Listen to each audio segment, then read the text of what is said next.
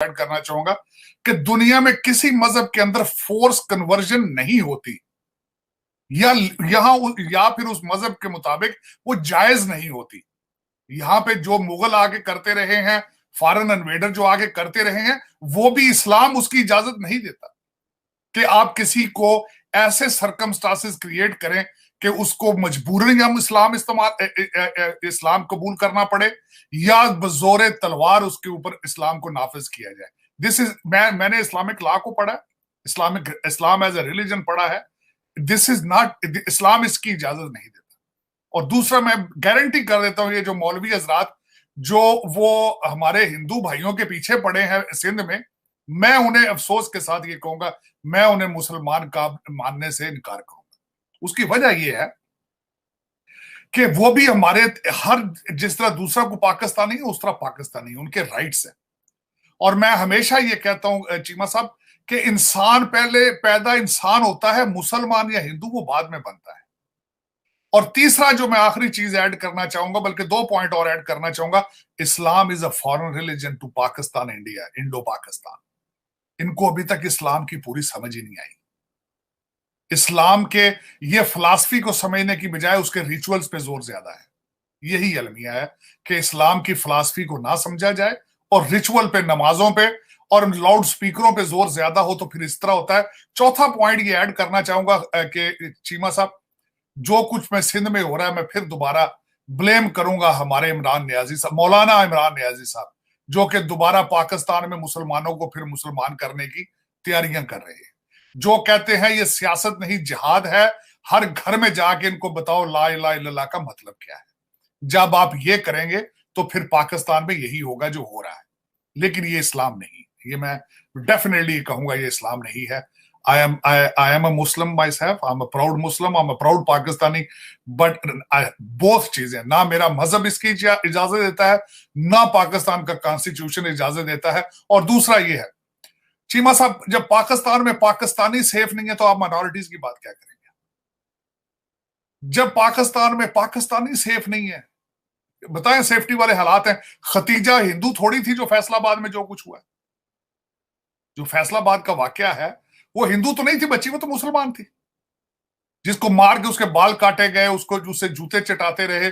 और जो कुछ हो रहा है पाकिस्तान में, ये वो वहां तो फिर मैंने शायद आपके सेगमेंट में ये कहा था कि हमारे मुल्क का नाम है इस्लामी जमहूरिया पाकिस्तान, और हम इन तीनों अल्फाज के कंट्राडिक्टरी हुए। We are not Islamic, we are not jamhuriya, and we are not land of pures at the same time.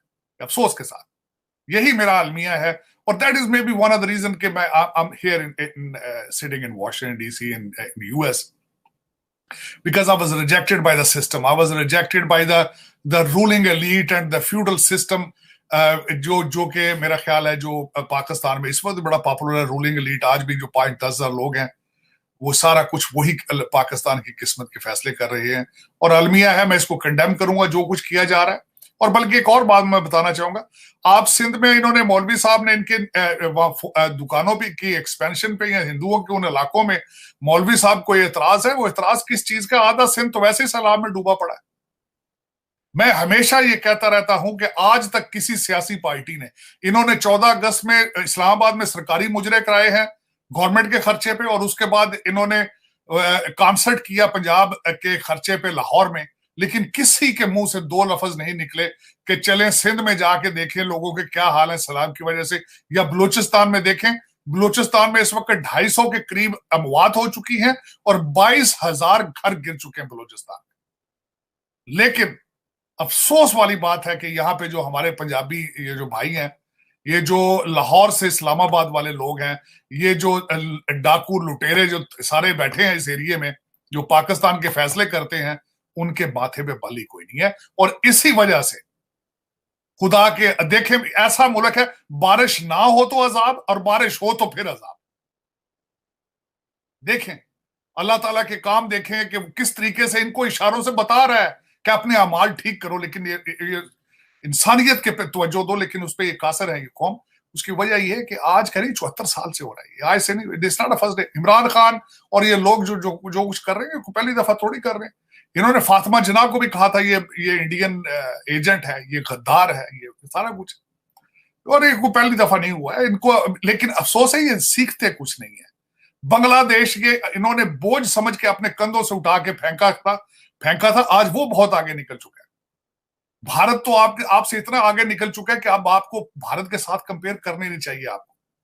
और इस वक्त जो हमारे इस वक्त सबसे पॉपुलर पार्टी है, उसकी डायरेक्शन अफगानिस्तान है, उसकी direction is not a Bangladesh और भारत, डायरेक्शन इज अफगानिस्तान। बिल्कुल ठीक, बिल्कुल ठीक कह रहे हैं तारड़ साहब के, डायरेक्शन तो बिल्कुल अफगानिस्तान नज़र आ रही है।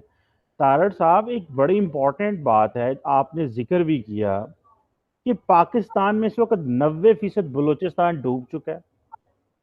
और ये मैं नहीं कह रहा, मेरे दोस्त बलूचिस्तान से मैं मैसेज भेजते हैं, कहते हैं कि तुम लोग पंजाब